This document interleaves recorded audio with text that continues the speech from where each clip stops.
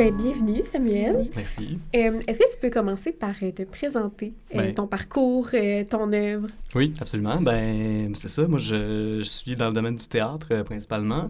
Je suis venu à Québec, ça fait un petit peu plus que 10 ans pour faire le conservatoire d'art dramatique, pour étudier, pour devenir comédien. Moi, c'est beaucoup, je dirais au début... Ben c'est ça, je suis comédien, puis j'ai la chance de jouer dans plusieurs trucs, mais l'écriture, c'est un peu ça qui m'a amené du côté du théâtre. Je pense que c'est l'idée de raconter des histoires un peu que j'ai toujours beaucoup aimé. Fait que j'écris aussi pour le théâtre. Je fais des projets multidisciplinaires aussi. C'est quelque chose qui m'intéresse bien gros, là, de mélanger un peu des disciplines. Je pense qu'il y a un côté de moi qui aime ça, des fois, me mettre les mains dans des affaires que je comprends pas tout à fait. Fait que, tu sais, ce côté-là, je pense multidisciplinaire, ben, c'est ça qui, des fois, va amener l'idée un peu, ben, aussi, entre autres, pour des projets numériques, tu sais, de cette envie-là de jouer avec des jouets que je maîtrise pas tout à fait. Mais, ben, c'est ça, j'ai fait le conservatoire. Actuellement, je travaille au Théâtre Périscope à la coordination artistique. C'est une co-coordination, on le fait à deux. Je le fais avec ma collègue Gabrielle Ferron. Puis sinon, ben c'est ça, j'ai aussi des intérêts pour la sociologie. Je suis étudiant à temps partiel. Bon, en toute vérité, cette session-ci, je suis pas à l'école, mais c'est quand même quelque chose que je veux continuer là, un petit peu parce que ben c'est quelque chose que je trouve toujours super intéressant là, pour nourrir ma pratique autant en écriture qu'au niveau de la mise en scène ou de la conceptualisation de projets. Puis voilà, je m'intéresse aussi à l'entrepreneuriat social. Je suis impliqué auprès de la CEDEC, là, qui est la Corporation de développement économique communautaire. J'ai l'impression que c'est des choses qui sont souvent super liées avec un peu mes projets, de réfléchir un peu de comment ces projets-là s'inscrivent dans les communautés, comment le contexte social vient aussi après ça influencer sur le format, sur de quelle manière après ça les gens collaborent pour arriver autant à ce que le projet ait lieu, mais après ça soit livré à des gens. Fait que je dirais que c'est mes champs d'intérêt, là, principalement tout ça. Super. Puis est-ce que c'est ton premier projet qui allie création et numérique?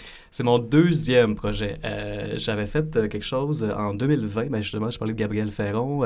C'est un projet que j'avais fait avec elle, puis avec Myriam Lenfesté, qui est aussi une artiste, qui est comédienne, mais qui est aussi une artiste de collage, puis qui fait des collages sous le nom de 6 Volcans.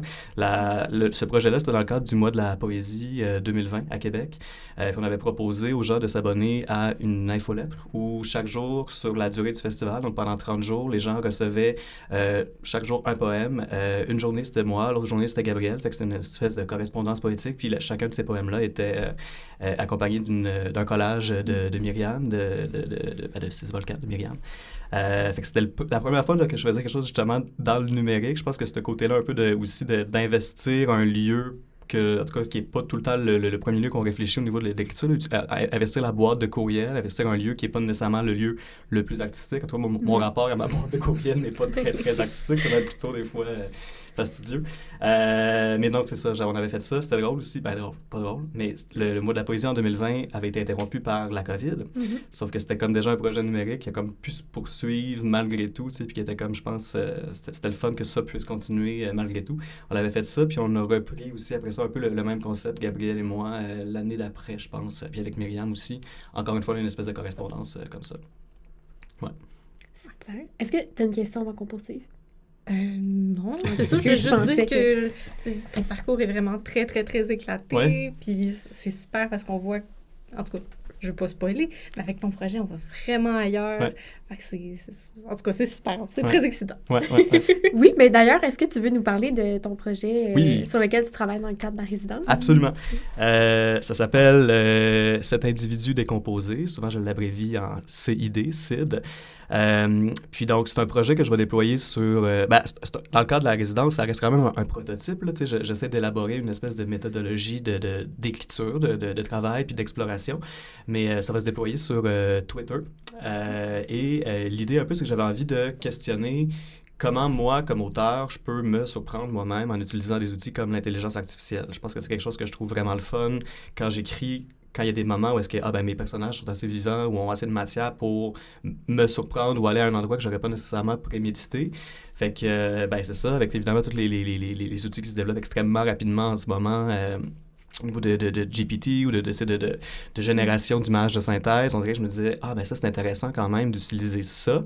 Il y a quelque chose qui m'intéresse bien gros avec l'intelligence artificielle. On dit que c'est une intelligence, puis bon, c'est un débat, là, je veux dire, c'est quelque chose qui est pas résolu, mais ce que ces outils-là font principalement, c'est une forme d'imitation. En tout cas, dans les modèles conversationnels, c'est d'imiter des façons de parler.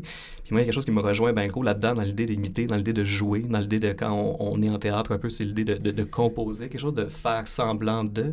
Fait que ce que je veux essayer de mettre en place avec cet individu décomposé, cette idée-là de faire des projets dans la durée m'intéresse. Fait que je voudrais que sur une certaine période de temps, probablement, je vais essayer de le faire sur un genre de 2 semaines, j'ai 3 robots, 3 bots, donc 3 profils fictifs sur Twitter qui vont répondre à des petits bouts de récits que je vais publier. Fait que ça devient un peu, justement, tu sais, il y a un côté aléatoire à partir de ça, où est-ce que, il y a une espèce de synthèse, des fois de réorganisation, tu sais, qui n'est pas complètement consciente de ma part, qui est programmée par ces algorithmes-là, donc qui vont amener une espèce de surprise, une forme de réaction, des associations aussi qui vont me surprendre. Donc, ça s'appelle cet individu décomposé.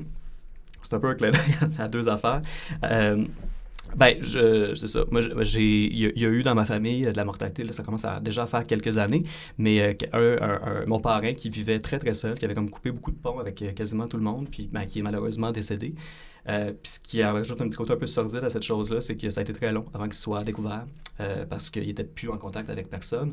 Puis ça a été tellement long, en fait, que c'est son propriétaire à lui qui l'a découvert dans un état de décomposition, qui était tellement avancé que ça a pris des tests sanguins pour l'identifier, même s'il n'y avait aucun doute que c'était lui. Tu sais, c'était pas du tout...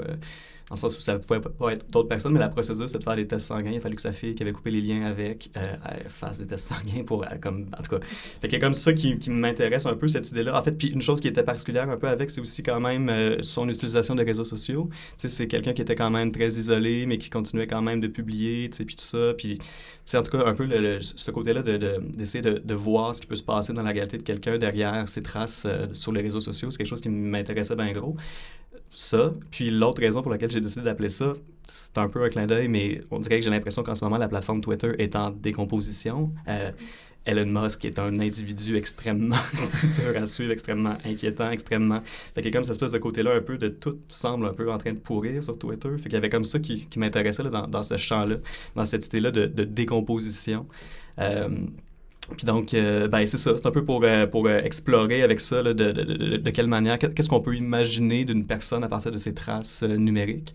Puis tout ça, je le fais un peu dans le but de voir éventuellement si ça peut pas servir à nourrir l'écriture d'un projet théâtral. On dirait que moi, c'est sûr que c'est ça qui m'intéresse beaucoup. Pour moi, la notion de personnage, bien qu'elle soit pas propre seulement au théâtre, elle est centrale pour moi au théâtre, puis elle m'intéresse vraiment beaucoup.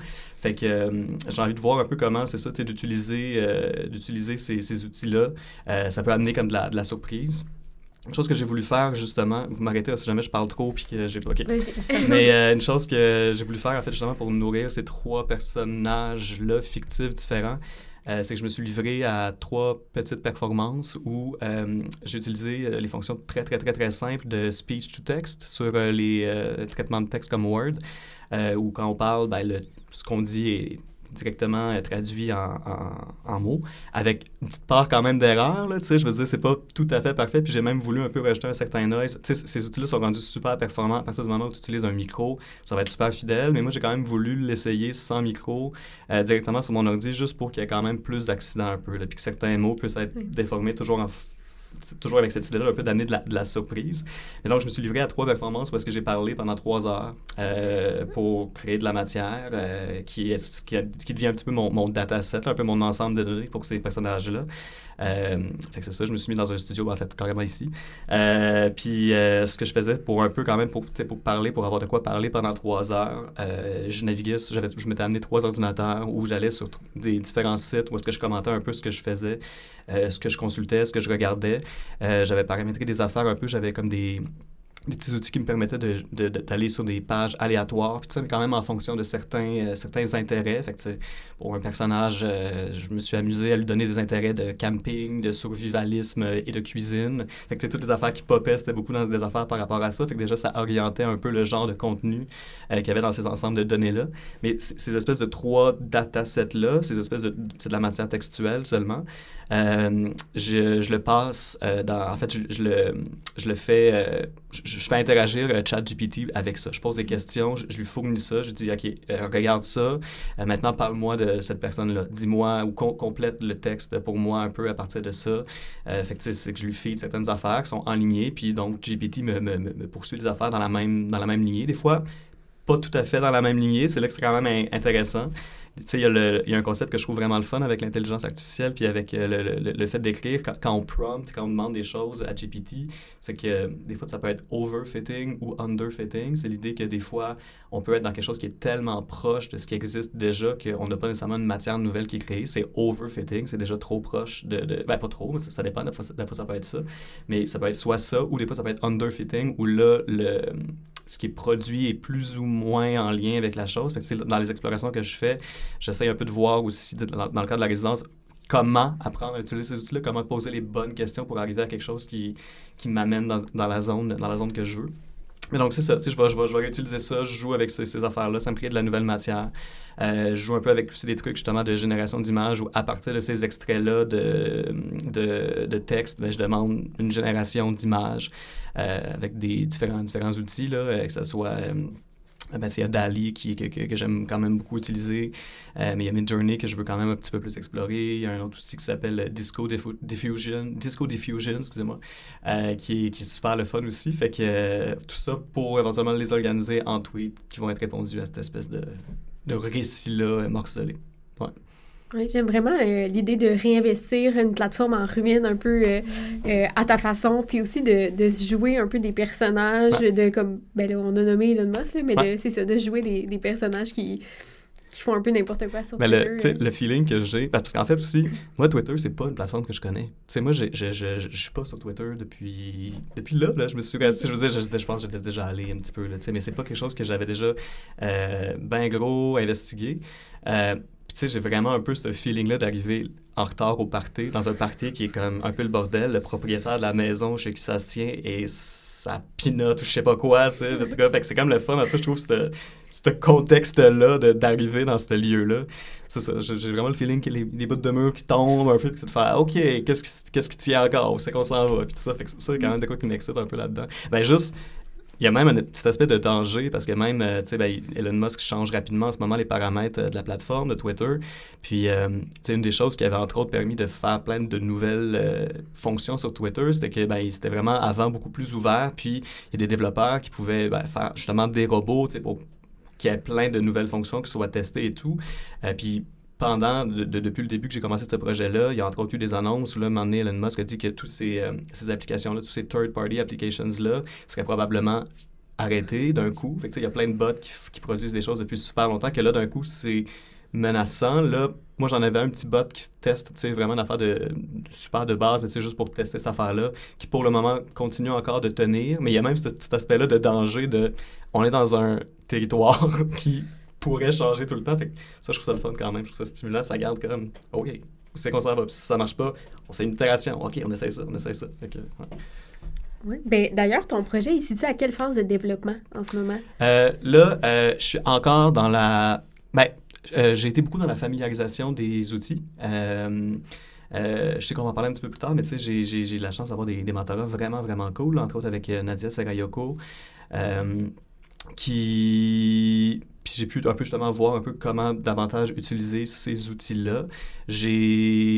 C'est ça, tu sais, je me suis livré à ces performances-là. Donc là, j'ai mes datasets qui vont être prêts à être utilisés davantage. J'ai déjà fait des petits tests un peu de manipulation là-dessus. Mais la prochaine étape, ça va être là vraiment... je suis en cours d'écriture aussi de l'espèce de récit auquel je veux faire réagir mes robots. Fait que là, je suis quand même vraiment rendu là éventuellement là, tu sais, de le tester, l'organiser, puis aussi après ça, utiliser des outils quand même assez simples, mais de programmation pour pouvoir faire en sorte qu'il y ait une espèce de... que mes bots puissent commencer à poster par eux-mêmes d'une manière autonome. Fait que là, ça, il faut comme que je me mette dans la programmation parce que je ne suis pas un programmeur. Là, c'est des outils très simples quand même que je finis par utiliser, mais il faut que je me mette là-dedans. Mais ouais, c'est ça.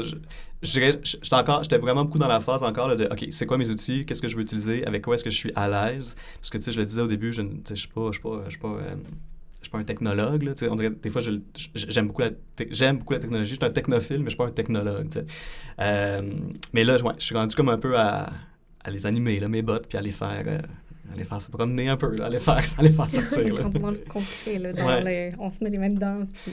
Mais c'est ça, parce que je veux de toute façon arriver à vraiment le faire sur une certaine durée de temps. Fait que l'horizon que je m'étais donné, je voulais qu'en début mai, vu qu'il va y avoir une espèce de sortie de résidence un peu plus tard à la fin mai, je voulais qu'au début mai, il commence à y avoir de l'activité là, sur les pages Twitter que j'ai créées. OK. Ouais. Puis, quel était ton objectif en participant à la résidence? Vraiment, c'est ça, trouver cette méthodologie-là. Savoir comment, après ça... je veux aussi en soi que ça soit intéressant. Là, je veux quand même que le récit que j'écris à travers ça, j'ai quand même une recherche après ça, que ce soit quelque chose qui soit intéressant, puis de voir justement si... de donner quelque chose qui peut être intéressant à lire à des lectrices ou à des lecteurs. Mais mon objectif plus global, ça reste quand même de voir comment est-ce qu'après ça, je peux utiliser ces outils-là, comment je peux plus rapidement, dans, par exemple, une future résidence ou un futur laboratoire, plus rapidement mettre ces outils-là, puis probablement aussi inviter d'autres personnes à y participer éventuellement. C'est une chose que je trouverais le fun. Là, je le travaille seul, puis je pense qu'à l'étape où est-ce que je suis, il faut que je le fasse seul, là, parce que je définis mes outils et tout. Mais j'aimerais ça que, justement, ces différents personnages-là, je peux demander à différentes autrices, à différents auteurs de fournir ces différents ensembles de données-là pour que les personnages proviennent après ça pas juste de moi, mais de d'autres personnes, là, voir comment après ça l'apport individuel puisse vraiment se traduire en quelque chose en une autre production. Là. Mais ouais, c'est vraiment... c'était vraiment... Ça m'intéresse... Je lis sur l'intelligence artificielle depuis un certain temps sans jamais y avoir vraiment mis les mains. Fait que je pense que c'était un peu de me mettre dans ce bain-là. C'est vraiment un peu de voir aussi, ça bouge super vite, là, fait que c'est d'être comme dans la petite expérimentation au niveau où je suis, t'sais, pour voir aussi justement après ça si peut-être j'ai pas besoin dans des futures phases du projet, justement de trouver peut-être une personne qui serait davantage calée en programmation ou quelqu'un qui pourrait m'aider à aller plus loin dans les idées que j'ai en tête. Là. Mais ouais, je suis vraiment je dirais vraiment, mon objectif, c'était vraiment un objectif de prototypage. Là. Puis à quel moment tu as décidé que tu voulais travailler, que tu voulais programmer des robots? Est-ce que ça a été vraiment au début de ChatGPT ou est-ce que t'es arrivé avant ça? Un petit peu avant, j'avais fait, mais là, ça commence à faire quelques années. Je pense que c'était en 2020. 2021. J'avais fait une petite formation à la Maison de la littérature sur les croisements, en fait, l'utilisation de certains outils numériques dans l'écriture. C'était Maude Veilleux qui donnait cette formation-là. Puis à ce moment-là, elle jouait déjà avec des robots, avec des bots conversationnels ou, tu sais, encore une fois, avec des outils qui sont super accessibles. C'est ça qui est le fun. Mais bon, il y a un site internet qui s'appelle Cheeps Bots Done Quick. Où il faut un petit peu gossailler quand même parce que c'est un langage de programmation, c'est du JSON, fait que il faut quand même un petit peu après ça jouer là-dedans. Mais j'avais déjà un petit peu quand même fait ça où là après ça c'était quand même très de base là, c'était vraiment c'était plus une affaire, il y avait pas de nouvelle création de matière, mais c'était un peu plus des fois d'organiser les phrases dans un ordre différent. Fait que je savais déjà que je voulais faire quelque chose éventuellement avec ça, mais c'est sûr que les avancées récentes après ça m'ont fait OK, je peux. En fait, je savais déjà probablement que je voulais utiliser Twitter puis que je voulais un petit peu investir ça avec des robots. Mais là, de rajouter la petite part de IA là-dedans, ça, c'est oui, quand même, récemment, là, un peu quand même, avec avec tout ça là, qui se passe tellement vite, qui est tellement intéressant. Puis c'est ça, tu sais. Puis je tiens à le dire aussi quand même parce que, tu sais, c'est des gros... on a des gros débats par rapport à ces outils-là, puis c'est tant mieux, je pense, tu sais. Puis moi, je trouve qu'en tant qu'artiste, d'utiliser ces outils-là, ça ne nous empêche pas du tout d'être dans une posture critique, tu sais, au contraire, tu sais. Puis je trouve que c'est une forme d'appropriation, puis c'est de comprendre aussi comment ces outils-là qui vont déterminer quand même de plus en plus de nos processus fonctionnent. Fait que c'est un peu cette envie-là, c'est un peu de faire, OK, tu sais, il y a ce bateau-là qui va vite en ce moment, comment est-ce que je peux comme un peu embarquer dessus, puis aussi, tu sais, cette idée-là d'utiliser ces outils-là pour autre chose que de la maximisation des profits, là, c'est souvent beaucoup ça, l'outil premier. Puis moi, je l'utilise pas, tu sais, une des règles du numérique, une des lois, c'est justement que tout aille plus vite, que tout soit plus efficace et tout. Puis moi, c'est un peu quand même le contraire que je veux faire. Tu sais, je veux qu'il y ait des accidents, je veux que ça soit des affaires qui soient pas tout à fait... Je veux me surprendre. Fait que, je veux pas arriver avec un objectif précis puis arriver direct dessus. Là. J'aime ça un peu atterrir à côté pour comme faire OK, parfait, comment je me réenligne. Mais ouais, je dirais ça. C'est sûr qu'en ce moment, c'est fascinant là, de faire un projet sur ce genre de choses-là. Là. Ouais. Ben oui, c'est tellement d'actualité en plus. Puis, ouais. Explorer une plateforme un peu... pas en déclin, mais je déclipitude quand même, on le sait pas. Je veux dire, on le sait pas comment ça va continuer. Tu sais, la réinvestir dans un mode plus littéraire, plus artistique, donc... Ouais, la détourner carrément avec des personnages fictifs, là. Ouais. Ce côté-là de détournement, là. Encore une fois, on dirait, peut-être que je précède un petit peu, mais parce que moi, j'ai eu la chance, c'est ça, je disais, j'ai eu Nadia Serayoko comme mentor, mais avec Rhizome, il y avait aussi cette année un processus de fellowship où un artiste qui était impliqué auprès de Rhizome était aussi jumelé à un autre artiste plus jeune, puis échangeait avec cette personne-là sur son projet. Moi, j'ai eu la chance de parler beaucoup avec Jean-Yves Fréchette. Puis Jean-Yves Fréchette, lui, en fait, une des raisons pour lesquelles je trouvais ça le fun de parler avec lui, c'est que lui est sur Twitter depuis quand même très longtemps, a fait des tentatives aussi justement en fait, est même allé très loin dans de l'écriture, dans ce qu'il appelle la twitterature, la poésie sur Twitter. Mais moi, c'est une chose que, tu sais, Jean-Yves nomme souvent, c'est que lui, c'est des détournements, tu sais, détourner quelque chose de son usage premier.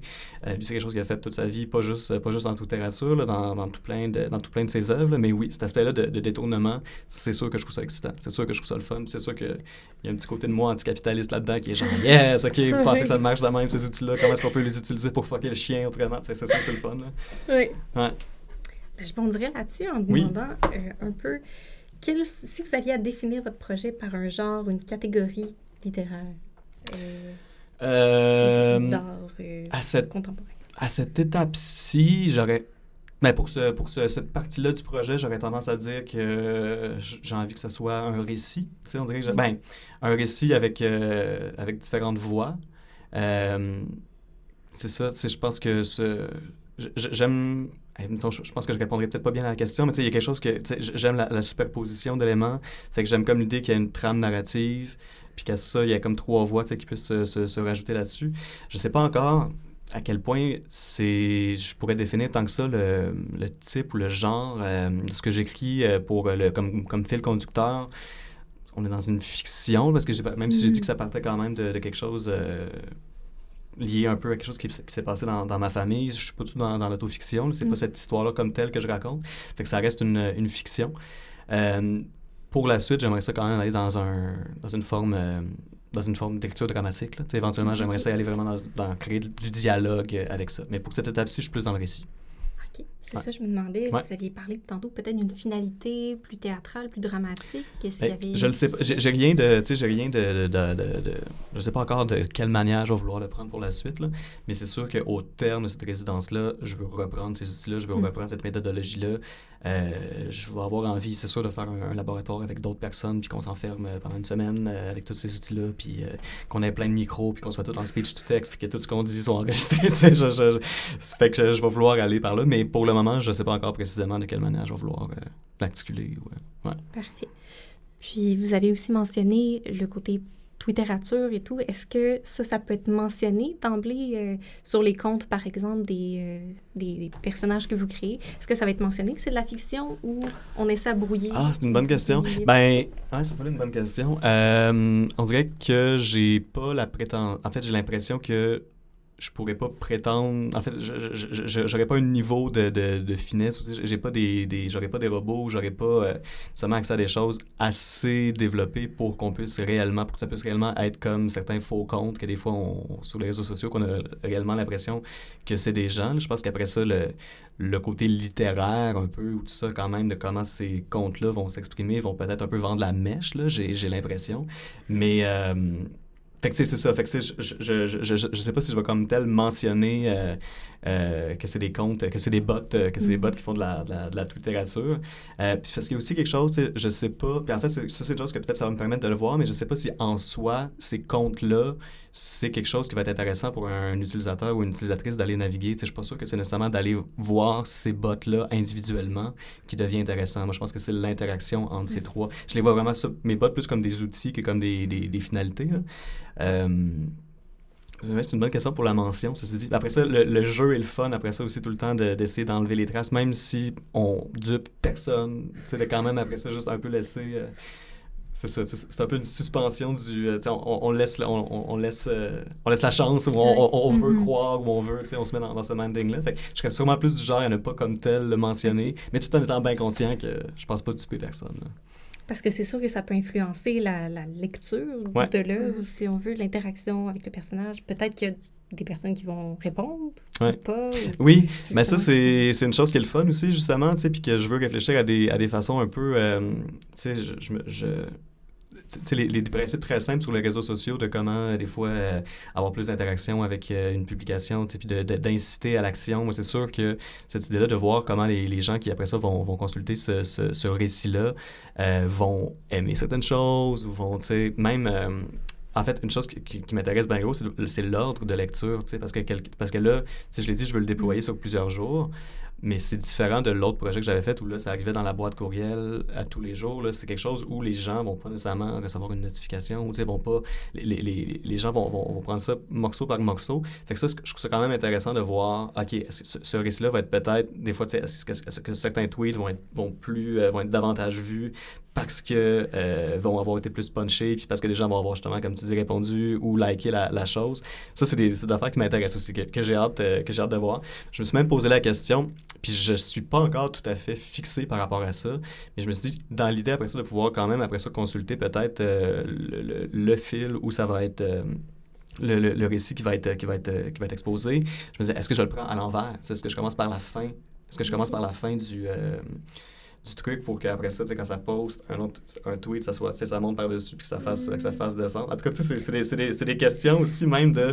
Hein? En tout cas, c'est ça. Mais après ça, je me dis, bon, c'est moins intéressant pour des gens qui suivraient le truc un peu plus au jour le jour ou morceau par morceau, là. Et oui, ça amène toutes ces questions-là, de travailler avec ces plateformes-là qui sont faites de cette manière-là où les choses s'empilent de même, là. Fait que, ouais, tout ça est à voir. Oui, tu y as peut-être un peu répondu, mais comment tu comptes gérer ces comptes-là? Est-ce que tu vas leur faire de la publicité pour qu'il y ait des abonnés, justement, pour qu'il y ait le plus possible de commentaires, de j'aime, de trafic sur leur page? Ou est-ce que c'est toi qui vas gérer ça un peu? Je pense, tu sais, pour cette première étape-là, comme je le teste puis comme je le prototype, j'ai pas nécessairement le besoin, ou tu sais, je n'ai pas nécessairement le besoin d'avoir le plus gros reach du monde ou d'avoir le plus gros truc.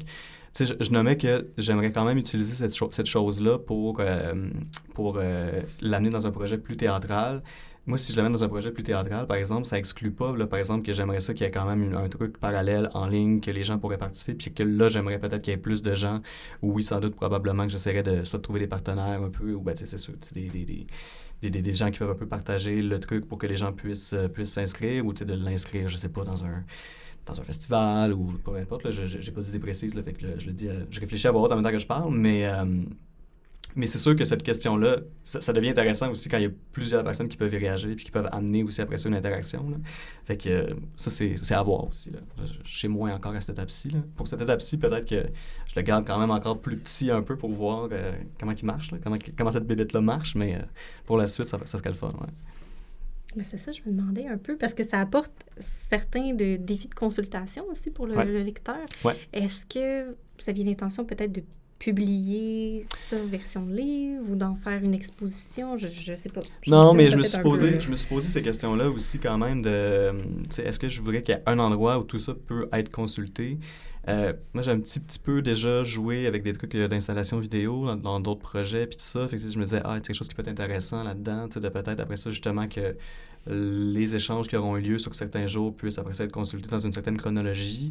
La publication comme telle, oui, ça pourrait être super intéressant aussi. On dirait que je suis pas capable de m'empêcher quand je pense à des affaires de publication. On dirait que j'ai tout le temps le goût après ça de grossir le projet puis de rajouter des intervenants là-dedans puis de rajouter quelqu'un qui ferait de la BD à partir de ça ou je sais pas, tu sais, ou tu sais, du dessin ou du collage ou peu importe, là.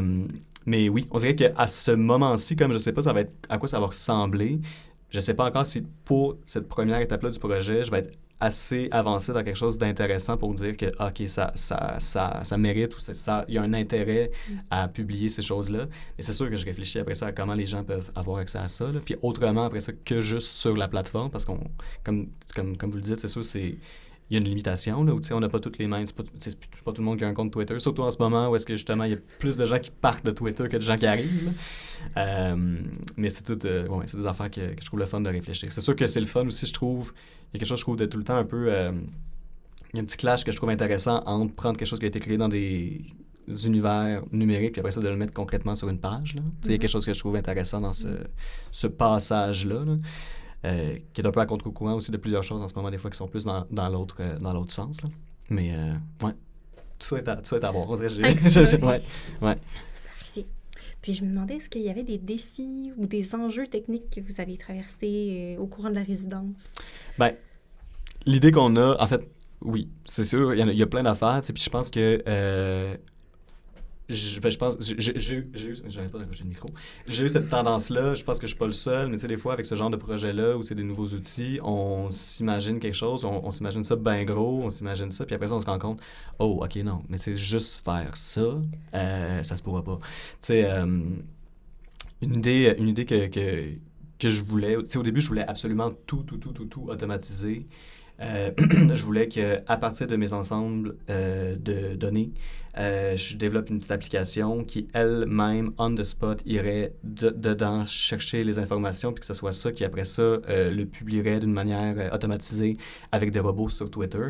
Mais, tu sais, je pense que je me suis rendu compte que je peux pas complètement automatiser cette opération-là. En fait, ça serait possible, mais j'ai pas les compétences de programmation nécessaires.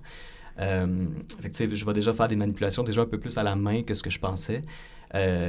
Justement, là, en ce moment, je vais essayer. Ceci dit, je vais quand même faire des explorations probablement à la chambre blanche avec des gros ordinateurs vraiment puissants. Parce que, oui, comme premier obstacle, là, je parle de ChatGPT, mais au début, je voulais pas nécessairement utiliser ChatGPT. Je voulais utiliser le logiciel derrière. Je voulais utiliser GPT, pas nécessairement le 3.5 ni le 4, encore moins. Je me disais peut-être utiliser le 2, parce que ça reste des manipulations un peu simples, mais je voulais vraiment être directement sur des ordinateurs, puis après ça, vraiment compiler mes données, créer toutes ces choses-là.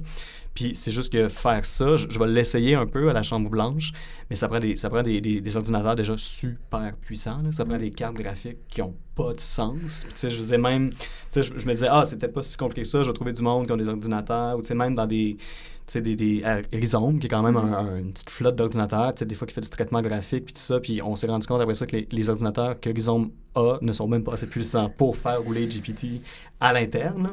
Fait que c'est d'où la raison pour laquelle je veux après ça un petit peu l'explorer avec des ordinateurs plus puissants à la chambre blanche. Mais fait que je partais avec cette idée-là de tout automatiser, puis que, à partir d'un moment où est-ce que tout serait programmé, je ferais quasiment juste peser sur un Python, puis tout partirait, coulerait, puis bon, ça, je me suis rendu compte, OK, non, j'ai pas une équipe avec moi qui pourrait m'aider à faire ça, fait que, vraiment, c'est pour ça que je suis plus en ce moment dans l'utilisation de cet outil-là, qui est ChatGPT, qui est accessible vraiment plus à tout le monde, puis que là, je lui demande, justement, j'apprends un peu plus à comment lui poser ces questions-là, là, je le feed petit morceau par petit morceau de mes ensembles de données pour qu'il me donne des questions plus spécifiques. Puis c'est ça, après ça, que je vais organiser dans une espèce de gros chiffrier Excel. Puis qu'après ça, il y a des outils, il y a des protocoles qui permettent après ça l'automatisation de publications sur Twitter. Mais donc, à partir quand même de certaines lignes que j'aurais trouvées ou que j'aurais écrit un peu. Là. Fait que, cette chose-là, je pense, dans le processus d'un projet numérique est souvent fréquent, mais c'était un peu comme, OK, ceci était ma première idée, c'était vraiment gros. Ah ben non, si je veux faire ça, ça va me prendre 3 ans. Je peux pas tout de suite. Fait que je suis mieux de commencer avec des outils plus simples pour me mettre les mains dedans, puis déjà commencer. Là. Mais oui, quand même, la limitation de matériel, je trouve ça quand même intéressant. C'est quand même fou là, de se dire que ça prend du gros matériel. Puis en plus, c'est que je sais qu'en ce moment, les cartes graphiques, c'est super dur à acheter ou mettre la main dessus parce qu'il y a justement une grosse demande pour ça en ce moment. Là. Les prix explosent. Puis ça, c'est intéressant de voir aussi comment, oui la technologie se développe, mais le fait qu'elle se développe et qu'elle soit quand même beaucoup utilisée en ce moment, ça fait en sorte qu'elle n'est pas nécessairement autant accessible ou autant facilement... en tout cas, elle n'est pas démocratisée. Là. On a accès à certains outils qu'on veut bien nous donner, mais après ça, pour se mettre les mains dedans, ça prend du gros jus, ça prend des moyens. C'est ça qui est quand même un peu des fois frappant. Là, c'est quand même, c'est ça, j'aimerais ça des fois qu'il y a davantage de ponts entre justement les industries créatives du jeu vidéo, puis d'autres formes d'art un peu pour justement un peu de la mise en commun de matériel ou ce genre de choses-là, parce que ça, c'est quand même un enjeu qui est intéressant. Comment, dans les prochaines années, en fait, je vais dire dans les prochains mois, comment l'accès à ces machines-là va se passer, ça va quand même beaucoup déterminer après ça le fait de où est-ce que va aller un peu l'utilisation de ces technologies-là. Là. Ouais. Puis, je peux te rebondir là-dessus. Est-ce que vous aviez...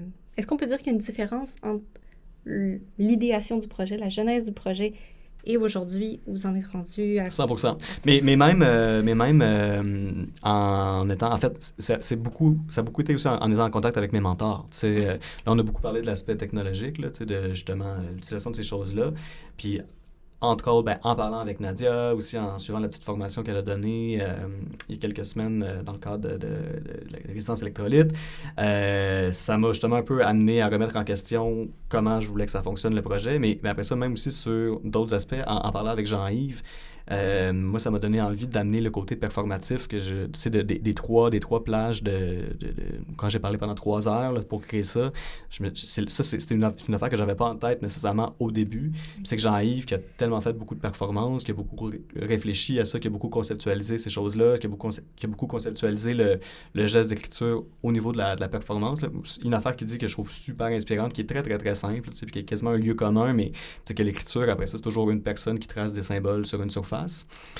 Puis lui, après ça, il a fait ça il a poussé cette chose-là dans différentes performances, mais dans certains extrêmes, là, il y a une affaire qu'il a faite que je trouve absolument géniale, où il s'est associé dans un énorme champ avec des gens qui avaient des tracteurs pour tracer des mots, pour tracer ce genre de choses-là.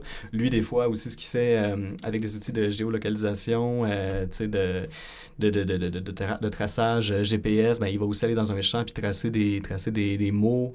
Puis après ça, en regardant les traces de ce qu'il a fait comme chemin, ça permet de faire ça. Fait que, tu sais, ce côté-là performatif, je l'avais pas nécessairement en tête, mais c'est un peu au contact de lui que j'ai eu envie, après ça, justement, d'aller dans ces choses-là, puis de me mettre aussi dans une posture un peu de performance. Là. Puis là, après ça, de me dire, OK, c'est quoi? Là, mettons, pendant mes performances, c'est moi qui, après ça, va utiliser speech-to-text. Fait que ça va, après ça, tracer des symboles, parfois approximatifs ou parfois avec des erreurs. Là, la surface, ça devient une surface virtuelle. Mais en tout cas, fait que ça, oui, c'est sûr que ça a amené plein de différences au projet, d'évolution un peu, là, ou d'idées que j'avais pas nécessairement en tête au début quand j'ai déposé mon projet là, pour la résidence. Puis est-ce qu'il y a eu des enjeux proprement littéraires? Oui, assurément. Le contexte, le format de Twitter, tu sais, le 280 caractères, je trouve ça vraiment le fun, ça, cette contrainte-là d'écrire mon récit en petits morceaux de 280 caractères. C'est vraiment le fun, tu sais, ça, c'est... Jean-Yves le dit, entre autres, mais tu sais, la littérature, ça amène une espèce d'esprit de concision puis d'efficacité. Je trouve ça le fun parce que, bon, le mot efficacité, des fois, je le vois avec c'est pas mon mot préféré, mais parce que, tu sais, il y a la condensation un peu, ou l'espèce d'avoir un espèce de message très, très dense, ou plus dense que si on n'est pas limité par un nombre de caractères. Je le trouve intéressant parce que moi, ça me fait un peu penser aussi quand même des fois, la poésie, tu sais. Il y a quelqu'un qui, je me rappelle même plus c'est qui, là, mais quelqu'un avait déjà dit que pour lui, la poésie, c'était de l'écriture condensée. Tu sais, c'était de l'écriture dense, tu sais, chargé de beaucoup de choses, des fois quelques petits mots, sans que ça soit dans un long développement. Fait que ça c'est des affaires que je trouve intéressantes aussi quand même après ça. Là. Ouais. Parfait, mais je pense qu'on pourrait plonger directement dans le mentorat. Mais oui, tu avais, sans surprise, quel est le ou la mentor avec qui tu as travaillé? Avec Nadia Serayoko. Qui est professeur à l'UQAM en nouveaux médias, mais qui a beaucoup aussi exploré avec des robots sur Twitter, sur d'autres plateformes. Nadia fait un projet aussi en ce moment. Elle est beaucoup dans comment est-ce qu'elle peut nourrir des intelligences artificielles pour se créer une espèce de double numérique. Comment est-ce que Nadia, ça fait plusieurs années qu'elle écrit un blog aussi quand même sur ses explorations des nouvelles technologies. Fait qu'elle a ramassé tout ce qu'elle avait écrit, donc qui porte un peu la forme aussi de ses façons de s'exprimer, de ses tics de langage, de ses champs lexicaux qu'elle aime le plus, puis tout ça, puis elle les a nourris, j'aime ça dire, elle les a nourris à GPT-2 pour que ça lui propose justement un robot qui s'exprimerait exactement comme elle. En tout cas, pas exactement, parce qu'encore une fois, on est dans cette question-là de overfitting, underfitting, tu sais, mais qui, après ça, va imiter ou va imiter. Fait qu'en tout cas, oui, c'est ça. J'ai un mentorat de Nadia. Puis c'est vraiment trippant. C'est vraiment quelqu'un... c'est vraiment quelqu'un qui... Puis elle aussi, tu sais, le dit, elle travaille rarement seule, tu sais. Puis entre autres, au niveau de ces outils-là, elle travaille entre autres avec Frédéric Maheu, qui lui, après ça, est quand même est très habile pour justement programmer ou amener des choses un petit peu plus loin. Fait qu'elle a vraiment testé ces affaires-là. Puis c'est vraiment trippant d'être en contact avec elle là, un peu, là, puis de réfléchir. Puis aussi après ça, même de le conceptualiser, là, ça me nourrit quand même après ça aussi, même sur des lectures à faire un peu sur des trucs que je trouve super intéressants au niveau conceptuel, un peu de ces choses-là, de lire sur du Irving Goffman, qui est un de mes sociologues que j'aime beaucoup, évidemment. Mais Irving Goffman, qui a écrit un truc qui s'appelle Forms of Talk, puis qui après ça va vraiment réfléchir à c'est quoi toutes nos interactions quand on parle. Ça m'a super gros feedé parce que, tu sais, dans l'idée un peu de... Quand on parle avec quelqu'un d'autre, c'est comme un peu des requests, là, tu sais, il y a des similitudes à faire entre, justement, les façons de s'exprimer, quasiment le langage de programmation par moment, puis qu'une réponse seule ne veut comme rien dire si on n'est pas capable de l'identifier à quelque chose avant. Fait que, en tout cas, c'est vraiment le fun. C'est vraiment quelqu'un d'extrêmement brillante là, à la base. C'est vraiment impressionnant. Puis de pouvoir jaser avec elle de ça, c'est vraiment trippant. Là. Ouais. Puis comment s'est articulée votre collaboration? Est-ce que vous êtes rencontrés sur Zoom? Est-ce que vous avez eu des séances de travail en commun? Les deux. On s'est parlé sur Zoom un peu au début, où est-ce que, je lui ai parlé un peu de l'idée de ce que j'avais en tête. Tu sais, quand on le disait justement, des fois, le projet peut être justement un peu comme très, très, très, très gros. Après ça, c'est de voir, OK, après ça, comment est-ce qu'on l'accroche, puis quels outils on utilise concrètement. Fait qu'elle m'a vraiment beaucoup aidé à me faire une espèce de plan de match, là. En fait, parler avec elle, ça m'a vraiment beaucoup aidé pour me dire, OK, si je veux arriver à un résultat, il faut que je fasse telles explorations. Il faut que je m'essaye à tels outils, tu sais, puis j'ai comme pu me faire une espèce de carrément une carte, là, une espèce de carte de faut que je passe par là, tu sais, ça va me faire ça. Puis la façon que ça continue de s'articuler en ce moment, ben, c'est que je la tiens au courant. Quand j'essaie des nouvelles affaires ou n'importe quoi, ben, je lui fais une espèce de petit compte-rendu. Fait qu'elle, ça lui permet de rebondir. Elle me feed aussi après ça sur plein comme je parlais de Goffman tantôt, mais il y a d'autres lectures aussi qu'elle m'envoie des fois. On s'est rencontrés aussi en vrai pour aussi justement après ça regarder un peu ces choses-là. J'ai suivi la formation qu'elle donnait dans le cadre de Electrolyte, c'était complètement aligné sur mes besoins pour le projet. Fait que c'est sûr que ça l'a super gros aidé. Puis la formation était vraiment faite aussi pour qu'on puisse explorer nous-mêmes un peu, puis qu'à partir de projets qu'on a, on puisse vraiment aller voir dans, OK, va chercher tel outil, ça te prend un compte Twitter développeur, fait que faut que tu ailles chercher tel code, telle clé, toutes ces affaires-là. Fait que quand même, ce côté-là aussi, là, vraiment, je dirais les mains dedans, là, concrètement, là. Puis pour la suite, là, c'est ça. C'est comme je disais tantôt, je suis rendu là, il faut comme vraiment que j'ai trouvé mes outils, là, il faut que je me lance un peu dans cette affaire-là. Fait qu'on s'est probablement dit qu'on continuerait de se parler, puis que quand j'aurais soit des problèmes, mais pas juste que des problèmes, mais s'il y a des choses aussi qui se passent, puis qui sont le fun, puis des belles surprises, qu'on puisse continuer cet échange-là. Ouais, elle puis moi. Super. Concernant l'avenir du projet, qu'est-ce que tu envisages pour l'avenir du projet à l'extérieur de la résidence? C'est ça. Je pense que là, je vais vraiment avoir envie de m'entourer d'une gang de collaboratrices, de collaborateurs, de me faire une espèce c'est ça, c'est une espèce de protocole, là, carrément un peu pour créer quelque chose, puis qu'on utilise ces outils-là pour créer du texte. Et puis après ça, il y a quand même quelque chose que je trouve intéressant, pas intéressant, mais important de dire, c'est que j'ai beaucoup avoir envie d'utiliser ces outils-là, c'est pas une finalité en soi. Pour moi, après ça, c'est moi, un auteur, qui est derrière ces outils-là puis qui les utilise. Fait que, pour moi, c'est pas juste... je suis pas le genre de personne qui s'intéresse juste au processus, là. Je veux dire, je veux quand même quelque chose qui est intéressant après ça dans la finalité. Fait que je pense que c'est probablement aussi peut-être après ça créer quelque chose puis retaponner dedans, moi, qui est une personne consciente, qui a des désirs artistiques, là. Fait que ça, mais c'est sûr que c'est je pense que ça va être de m'entourer de collaborateurs avec ces outils-là. Puis à quel moment, question piège, à quel moment est-ce que tu vas considérer ton projet comme terminé? Dans le cas de la résidence ou en général? En général. En général, c'est tough. C'est sûr qu'en théâtre, des fois, on a un peu on a quand même si ça finit par être un show à un moment donné, puis que c'est un show qui est monté, qui est joué, puis tout ça, là, j'ai quand même quelque chose un peu de plus achevé, mais moi, après ça, au niveau de mon processus artistique, de comment je peux utiliser ça, on dirait que j'ai l'impression que ça ne sera jamais tout à fait achevé, là. Mm-hmm. J'ai l'impression que ça se pourrait très bien que dans d'autres façons, dans d'autres projets complètement, même si c'est pas du tout de cette manière-là, j'utilise quand même des outils que je vais avoir développé avec la résidence là, en ce moment. Ça, je pense que ça sera jamais achevé. Mais ouais, je serais quand même curieux de voir quand même, éventuellement, si je peux arriver à une œuvre un peu concrète, là, avoir un petit truc quand même, un récit, là, une histoire là, qui a un début, un milieu puis une fin, là, puis des personnages. Là, fait que, ouais. Oui, ben je disais question piège parce que j'ai l'impression que c'est un projet qui peut se développer parallèlement à l'avancement des technologies, puis qui finalement, ça a comme jamais vraiment de fin. Exactement. Puis on ajoute des comptes Twitter, ils se répondent, puis là, les gens embarquent là-dedans, non, ça... Ouais. En fait, c'est ça. Ça serait drôle à un moment donné, tu sais, que j'aille juste plein, tu sais, que tous mes personnages, si je crée différents personnages, même pour différents projets, ben, tu sais, trouver une façon de les faire interagir, puis qu'ils aient juste leur vie propre de leur bord, là. C'est sûr que c'est quelque chose qui m'amuse, des fois, d'imaginer cette chose-là, là. Ouais.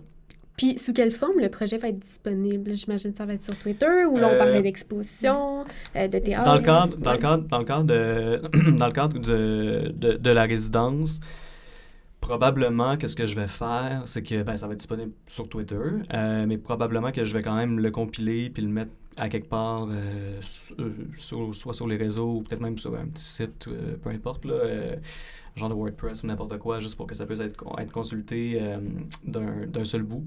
Fait que c'est ça. Ça, pour le moment, c'est plus là. Puis ça va, pour les autres phases du projet, je sais pas encore, je verrai. Mais ouais, ça va être assurément via Twitter, puis assurément aussi quand même via autre chose, juste pour que ça puisse être accessible autrement aussi, là.